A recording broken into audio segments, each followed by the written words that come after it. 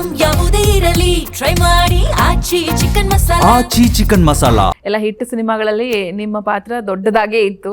ಈಗ ನಾವು ಮಲ್ಕೊಂಡು ಕಣ್ಣು ಮುಚ್ಚಿದ್ರು ಓಡಿರಾ ಅನ್ನೋದೇ ಕೇಳಿಸುತ್ತೆ ನಮಗೆ. ಆ ಒಂದು ಲೈನ್ ಕೂಡ ಯಾವ ಲೆವೆಲ್ಗೆ ಹವಾ ಕ್ರಿಯೇಟ್ ಮಾಡಿದೆ ಅಂದ್ರೆ ಎಷ್ಟು ಖುಷಿಯಲ್ಲಿದ್ದೀರಾ ಸರ್ ಈಗ? ಮಾರನೇ ಮೀಟ್ ಆದ್ರೆ ಇನ್ನು ದೊಡ್ಡ ಖುಷಿ ನಮಗೆ. Hat trick hit. ಸೊ 2 ಸಿನಿಮಾಗಳು ಬ್ಯಾಕ್ ಟು ಬ್ಯಾಕ್. ಕಾಂತಾರದ ನಿರೀಕ್ಷೆಯಲ್ಲಿ ಇದ್ವಿ, ಖಂಡಿತವಾಗ್ಲಿ ಈ ಸಿನಿಮಾ ಒಂದು ಆಗುತ್ತೆ ಏನೋ ಅಂತ. ಬಟ್ ಸೂಫ್ರಮ್ಸ್ ನಮಗೆ ಸರ್ಪ್ರೈಸ್ ಆಗಿತ್ತು ಅಂತಾರೆ. ಅಂದರೆ ಆ ಸಿನಿಮಾ ಒಳ್ಳೆ ಸಿನಿಮಾ, ಡೆಫಿನೆಟ್ ಆಗಿ ಜನ ಇಷ್ಟಪಡ್ತಾರೆ, ಒಂದು ಮಟ್ಟಕ್ಕೆ ಆಗುತ್ತೆ ಅನ್ನೋದು ಮಾತ್ರ ನಮ್ಮ ತಲೆಯಲ್ಲಿ ಇದ್ದಿದ್ದು. ಬಟ್ ಅದು ಬೇರೆ ಲೆವೆಲಿಗೆ ಕರ್ಕೊಂಡೋಯ್ತು. ಕಂಟೆಂಟ್ ಇರೋದರಿಂದ ಜನ ಖಂಡಿತ ಇಷ್ಟಪಡ್ತಾರೆ. ಕಂಟೆಂಟ್ ಜೊತೆ ಅದೇ ಸಿನಿಮಾಕ್ಕೆ ಏನು ಬೇಕು ಎಲ್ಲ ಇದೆ. ಒಳ್ಳೊಳ್ಳೆ ಕತೆ ಆರ್ಟಿಸ್ಟ್ಗಳಿದ್ದಾರೆ, ಸಿನಿಮಾಟೋಗ್ರಫಿ ಶಿವಶಾನ್ ಅವರಿದ್ದಾರೆ, ಚರಣ್ ರಾಜ್ ಮ್ಯೂಸಿಕ್. ಆಲ್ರೆಡಿ ಒಂದು ಹಾಡು ಬಂದು ಈಗ ಹಿಟ್ ಆಯಿತು, ಓ ಮಾರಾಯ ಅಂತ ಗೊತ್ತಾ. ಸೊ ಎಲ್ಲನೂ ಇದೆ. ಸೊ ಅದಕ್ಕೆ ಅರ್ಜುನ್ ಮಾಸ್ಟರ್ ಅವ್ರ ಫೈಟ್ ಇದೆ. ಸೊ ಖಂಡಿತವಾಗ್ಲೂ ಜನ ಇಷ್ಟಪಡ್ತಾರೆ.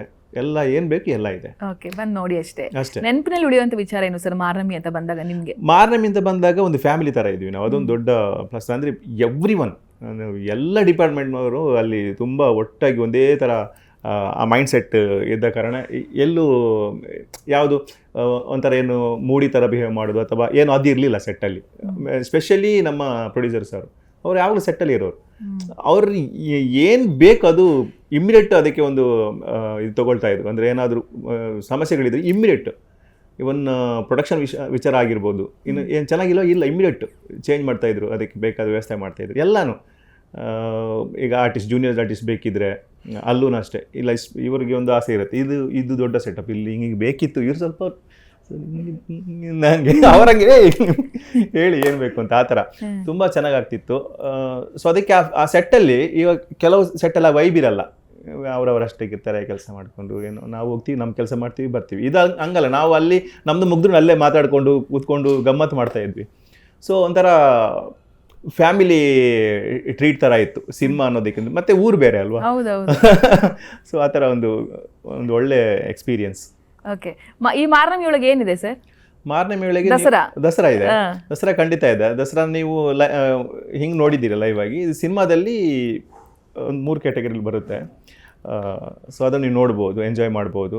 ಆ್ಯಂಡ್ ಹುಲಿವೇಷ ಅಂದರೂ ನೀವು ನೋಡಿದ್ದೀರಾ, ಎಲ್ಲ ಕಡೆ ನೋಡಿರ್ತೀರ. ಬಟ್ ಇದರಲ್ಲಿ ಅದು ಏನಕ್ಕೆ ಬೇಕು ಅನ್ನೋದಿದೆ.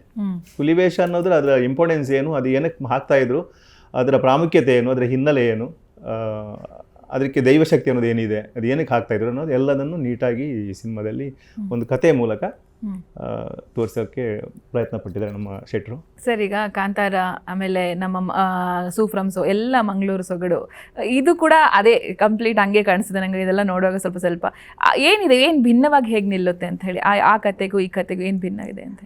ತುಂಬ ಡಿಫ್ರೆನ್ಸ್ ಇದೆ, ಕಂಪ್ಲೀಟ್ ಡಿಫ್ರೆನ್ಸ್ ಇದೆ. ಅಂದರೆ ಕಾಂತಾರ ಅದು ಬೇರೆ ಒಂದು, ಸೂಫ್ರಮ್ಸೋ ಸ್ವಲ್ಪ ನಿಯರ್ ಅಂತ ಅನ್ಸುತ್ತೆ. ಸೂಫ್ರಮ್ಸೋನು ನಿಮಗೆ ಒಂದು ಹಳ್ಳಿಯಲ್ಲಿ ನಡೆಯೋ ಕತೆ ಪ್ಲಸ್ ಒಂದಿಷ್ಟು ಜನರು ಅದು ಏನು ಕತೆ ಇತ್ತಲ್ಲ, ಪ್ಲಸ್ ಕಾಮಿಡಿ ಜಾನರ್ ಅದಿದೆ. ಬಟ್ ಇಲ್ಲಿ ನಿಮಗೆ ಕಾಮಿಡಿನೂ ಇದೆ, ಬಟ್ ಒಂದು ಸೀರಿಯಸ್ ಸಬ್ಜೆಕ್ಟ್. ನೋಡ್ತಾ ಹೋಗ್ತಾ ಅದು ಸೀರಿಯಸ್ ಆಗ್ತಾನೆ ಹೋಗುತ್ತೆ ಸಿನಿಮಾ. ಸೊ ತುಂಬ ಅಂದರೆ ನ್ಯಾಚುರಲ್ ಆಗಿ ಇಷ್ಟ ಆಗುತ್ತೆ. ಕಾಮಿಡಿ ಅಂದರೆ ನಾವು ತುಂಬ ಕಾಮಿಡಿಯನ್ನು ಎಲ್ಲೂ ಇದು ಮಾಡಿಲ್ಲ. ಪ್ರಕಾಶನ ಹೇಳ್ದಂಗೆ, ಪ್ರಕಾಶನ ಎಲ್ಲರಿಗೂ ಗೊತ್ತು. ಬಟ್ ನಾವು ಪ್ರಕಾಶನನ ಒಂದು ಮೊಟ್ಟೆ ಕತೆ ನೋಡಿದಾಗ ಪ್ರಕಾಶನ ಇಡೀ ಸಿನಿಮಾ ಒಂದು ತೂಕ ಆದರೆ ಲಾಸ್ಟ್ ಪ್ರಕಾಶನ ಒಂದು ಸೀನ್ ಬರುತ್ತೆ, ಅದು ಒಂದು ತೂಕ. ಸೊ ಅಂದರೆ ಒಬ್ಬ ಎಲ್ಲರನ್ನೂ ನಗ್ಸೋಕ್ಕೆ ಸಾಮರ್ಥ್ಯ ಇರೋರು ಬೇಗ ಅಳಿಸ್ಬಿಡ್ತಾರೆ ಆಡಿಯನ್ಸ್ನ. ಸೊ ಅದೊಂದು ಕೆಪಾಸಿಟಿ ಪ್ರಕಾಶನ ಹತ್ರ ತುಂಬ ಇದೆ.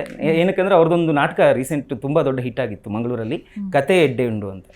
ಸೊ ಅಲ್ಲೆಲ್ಲ ಕ್ಲೈಮ್ಯಾಕ್ಸಲ್ಲಿ ಪ್ರಕಾಶನ ಒಂದು ಪೋರ್ಷನ್ ಬರುತ್ತೆ, ಅದನ್ನು ನೋಡ್ಲಿಕ್ಕೋಸ್ಕರನೇ ಜನ ಸೇರ್ತಾ ಇದ್ದಿದ್ದು.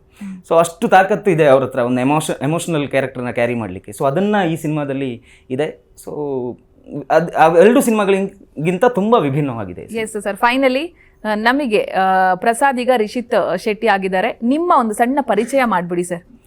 ಎಸ್, ನನ್ನ ಪರಿಚಯ, ನಾನು ರಿಷಿತ್ ಶೆಟ್ಟಿ, ಕುಂದಾಪುರದ ಪಡುಕೋಣೆಯವನು, ಊರು ನಮ್ಮದು.